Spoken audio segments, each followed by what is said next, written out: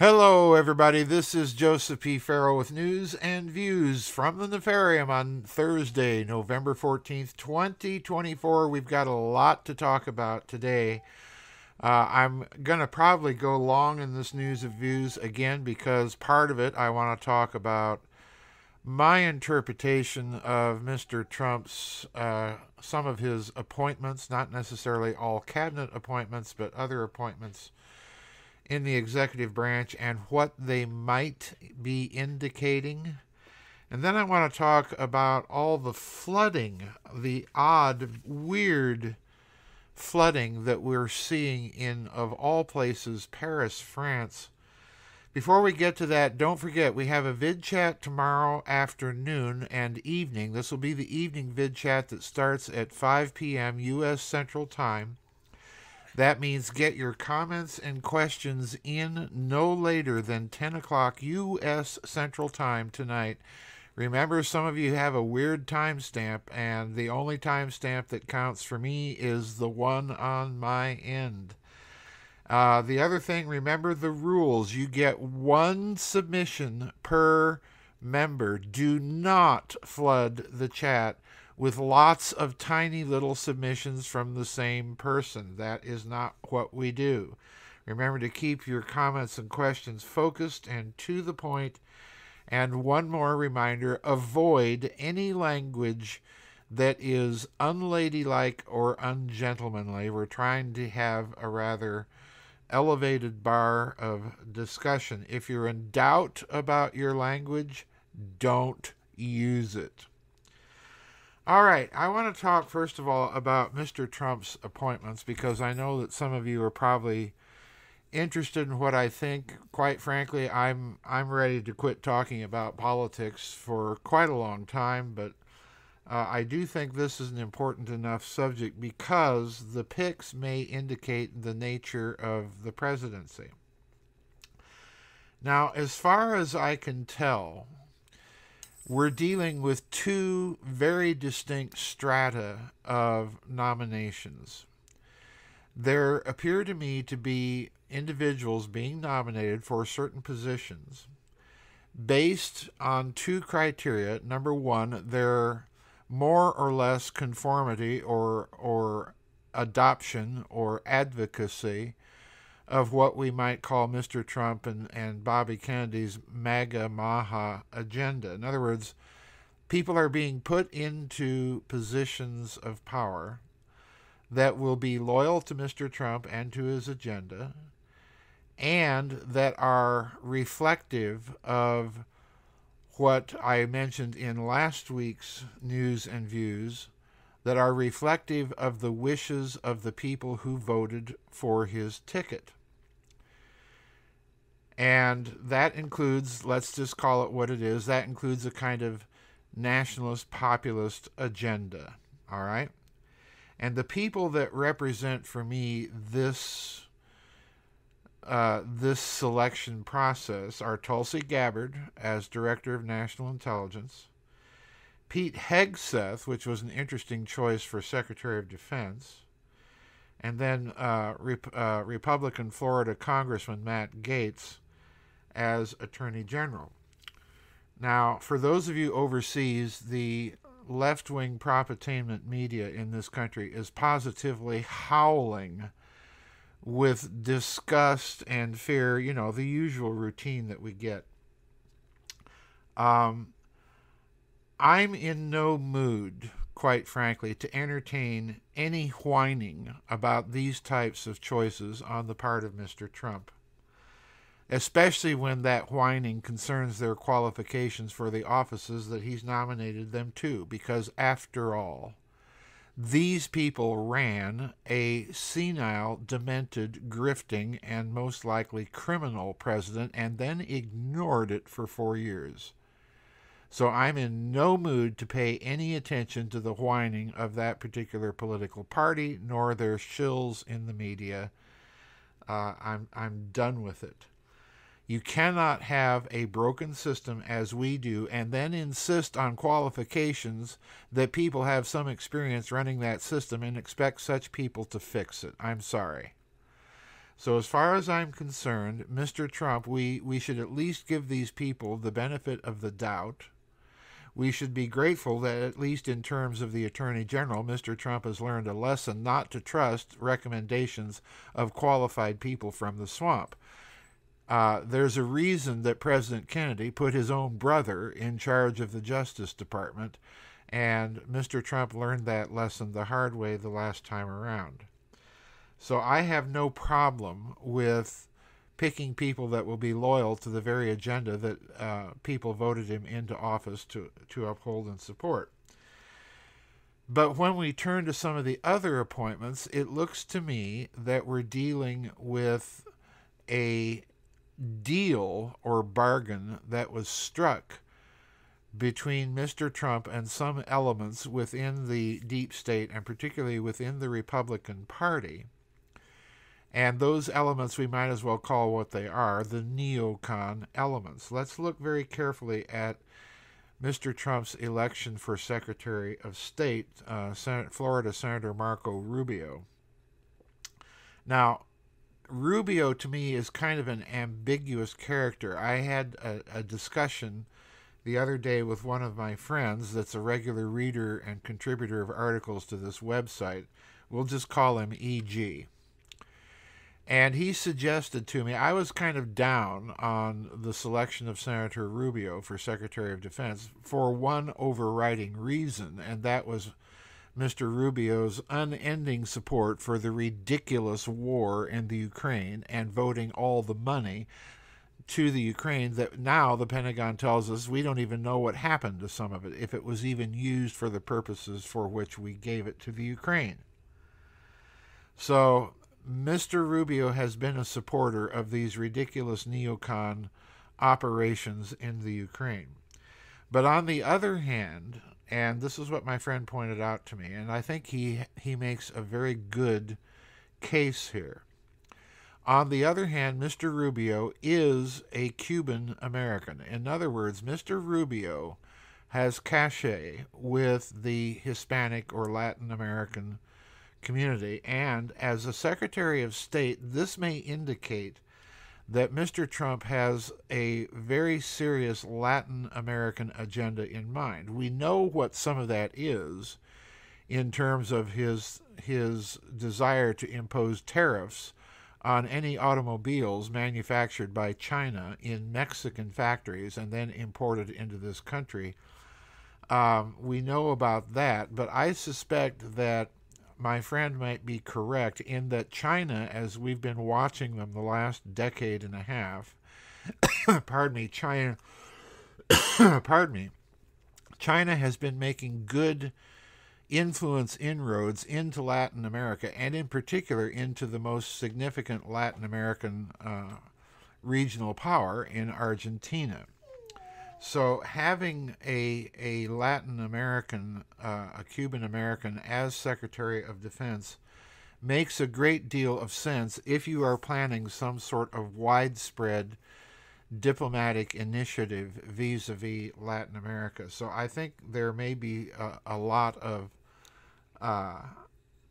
to be said for my friend's idea. So put Senator, I used to call him Dubio Rubio, put Senator Dubio Rubio in kind of a middle, blurry, ambiguous category, but bear in mind that he does represent a neocon point of view for foreign policy, at least vis-a-vis Russia and the Ukraine. And that is, again, something that may have been a deliberate factor in Mr. Trump's choice. You need someone who doesn't mince words or have kind things to say about Cuba and communism.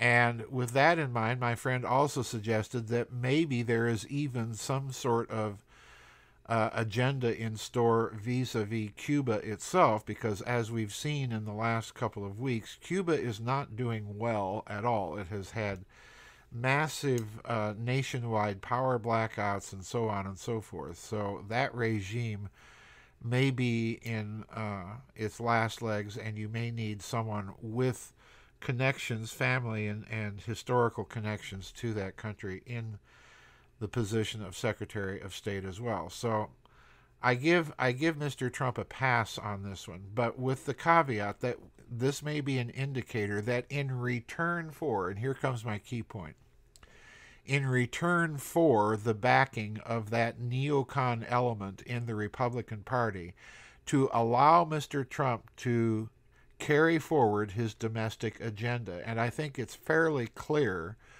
across the board, at least to the party rank and file, not to the leadership of either party.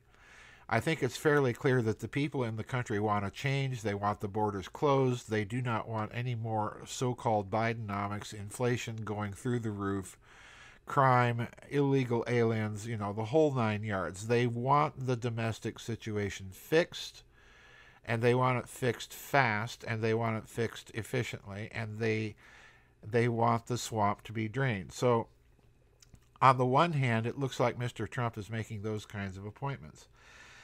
And then we come, of course, to Senator Rubio that I've just talked about. But there's another appointment that I want to stress might be an indicator that Mr. Trump might have cut some sort of backroom deal with the neocons, and that's the appointment of former Arkansas Governor Mike Huckabee to be the American ambassador to Israel.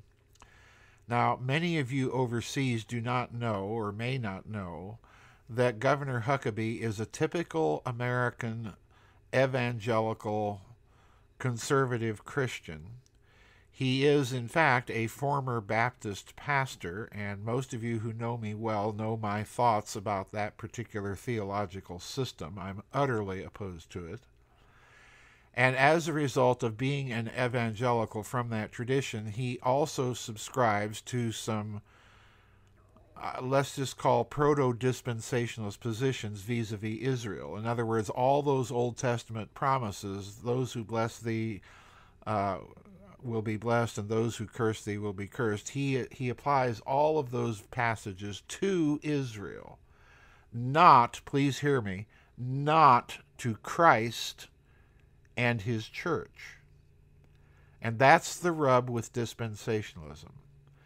And I've been warning people for quite some time that this influence of that particular theological view on American foreign policy has led us into a cul-de-sac of total support for Israel based on a misunderstood application of biblical verses and a rejection, please hear this, of traditional Christian theology, and a substitution of a dispensationalist point of view on that on those texts. What this means is American foreign policy has been locked into a one-sided approval of basically everything Israel does, and that any move of rapprochement toward the Muslim world, or for that matter, toward the Arab Christian world, don't forget, not all Arabs are Muslims. Don't make that equation, because it's simply not true. Many Palestinian Arabs are Christian, not Muslim.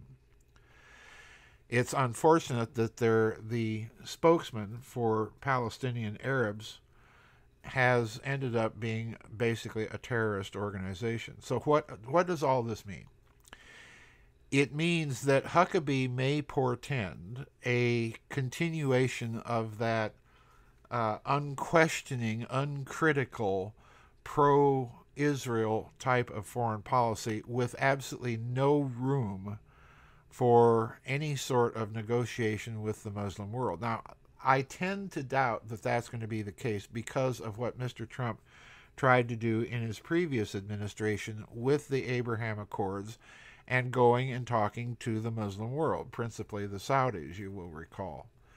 So it remains to be seen what Huckabee will do.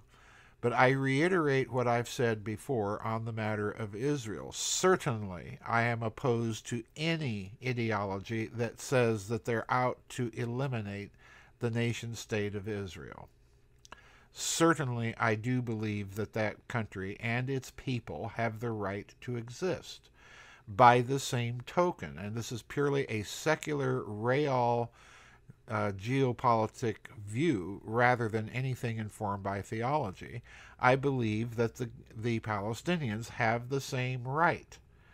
and that there will be no peace until the two sides quit trying to destroy the other. That's the problem. So Huckabee, to me, may indicate some sort of deal or attempt to placate the neocon evangelical dispensationalist element within the Republican Party. And folks, that element is sizable. There is a couple of books. There are a couple of books out by an American author by the name of Jeff Charlotte. My own webmaster pointed me to those books some years ago. And Mr. Charlotte wrote a couple of books. He is a Jewish man. Wrote a couple of books about the influence of this evangelical dispensationalist theology on certain members of both parties. And the books are interesting reading, and they're rather scary in terms of what they imply as a religious agenda for the future of that region. So Huckabee bears watching, as all of these people do. And again, I think that Rubio and Huckabee may be the two indicators pointing to a neocon or deep state influence over the appointments having to do with foreign policy, while Mr. Trump is carrying forward more or less a free hand with regard to domestic policy. The Secretary of Defense appointment with Pete Hegseth, again, I think is one, we're getting howls of disapproval from the left in this country, but the man is a veteran. He is academically credentialed. He has, unlike many of the people that have been running the Secretary of Defense office and the Defense Department, he actually does have combat experience.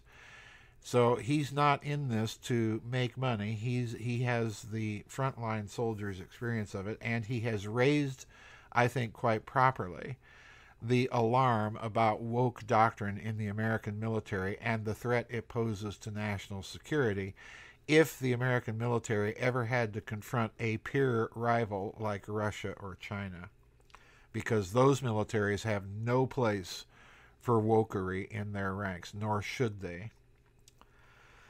So that's my take on these appointments. In other words, my take is, all right, we judge people by what they do and accomplish, not by what the media tells us their qualifications should be. We've had a whole administration with the best qualifications in as far as the swamp was concerned for the past 4 years, and that's what people just voted out. Now, let's turn to France and the floods. Let's change gears completely. I have an AP article about the floods in France. And if you've been seeing this, in Paris, the Seine River is almost up over some of the bridges. It's almost up to the banks of the, if you've seen the Seine in Paris, it goes through the city, and on each side you've got these embankments, these large walls. Well, the river is now so far up the embankments that all you can see are the tops of the street lights along these embankments. In other words, the flooding is extremely severe. It's the worst, according to this AP article, it's the worst flood in 50 years.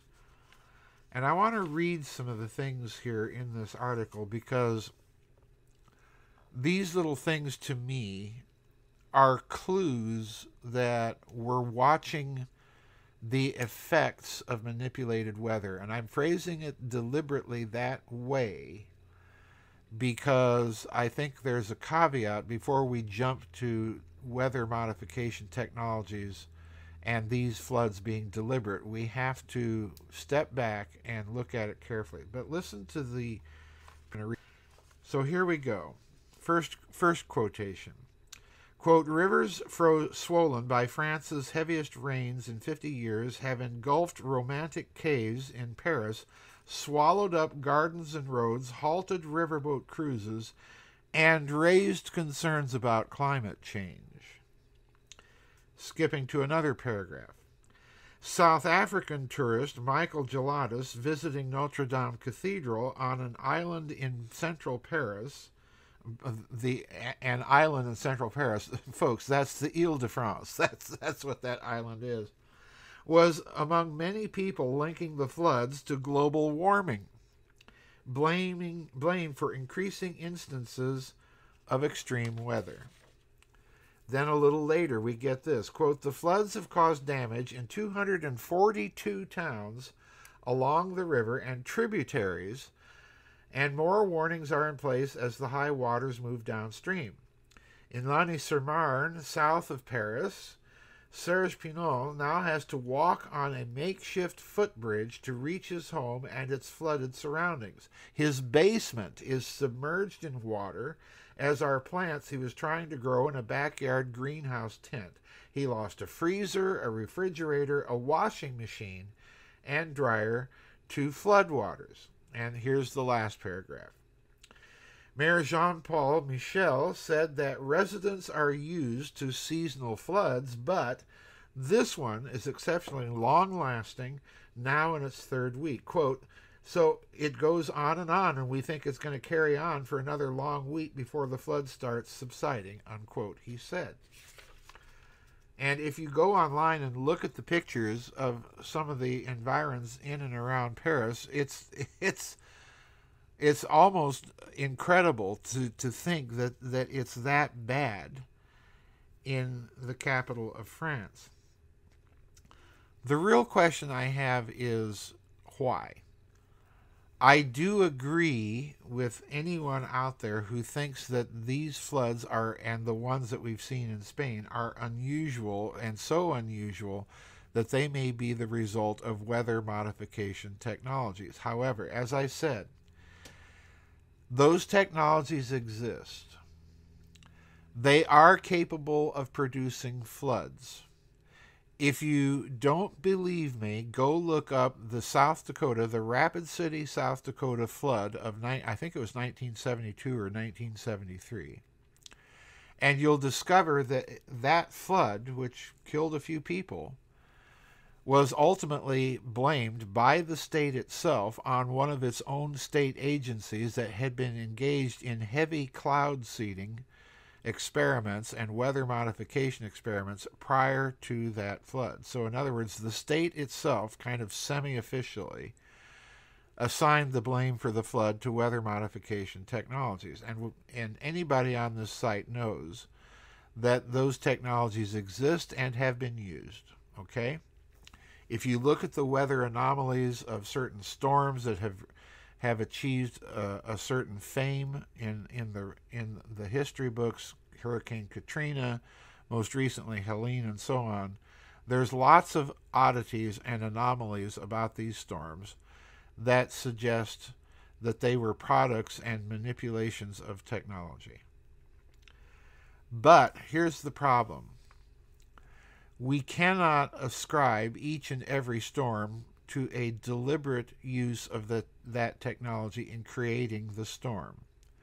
What we may be looking at is blowback from all of those manipulations in the form of systemic responses to human interference. In other words, the floods in Paris may be natural in the sense that they are implications or responses to prior human engineering of weather elsewhere. That's what I'm saying. So whether or not this is the case, I think it's interesting that you're seeing that the point of the article, remember this is an AP article, the point of the article is to blame all of these things on what? Climate change and global warming. And what I'm suggesting to you once again is no, global warming and climate change are the cover narrative for the existence of technologies of weather modification and their use by the powers that be. And one of the largest uses, we've seen this particularly here in this country with Hurricane Helene and earlier with Katrina, one of the largest uses of these types of disasters is what? to ruin the property value of the people owning the property that suffers damage, so that you move in and you pick up property on pennies for the dollar and you buy up assets on the cheap. It's a kind of, let's call it a kind of reconstruction program or urban renewal. So my question now is, what are we going to see happen in Paris to all of that waterfront property along the Seine River? That's going to be kind of interesting to watch. What are we going to see happen with the property of the other villages along the Seine River that have been affected by this flooding? That will tell us a lot about whether or not we're dealing with purely natural events, which incidentally, I'm with Elana Freeland. The mere existence and use of these technologies on any scale means that there is no longer any such thing as purely natural weather. All weather now is to some extent being a result of these weather modification technologies and their use, to some extent, which could be minimal to maximal. So this is going to be the interesting thing to watch in Paris and Spain. What happens to all of this flooded out property? What happens? All right, that's it for my news and views. Don't forget that we have the evening vid chat tomorrow afternoon at 5 p.m. Get your comments and questions submitted no later than 10 o'clock tonight. And remember, one submission, no matter how long or short it is, one submission only per member. And watch your language, folks. I'm getting real tired of certain individuals using bad language on my website. And that's a warning. We'll see you on the flip side, everybody. Bye-bye, and God bless.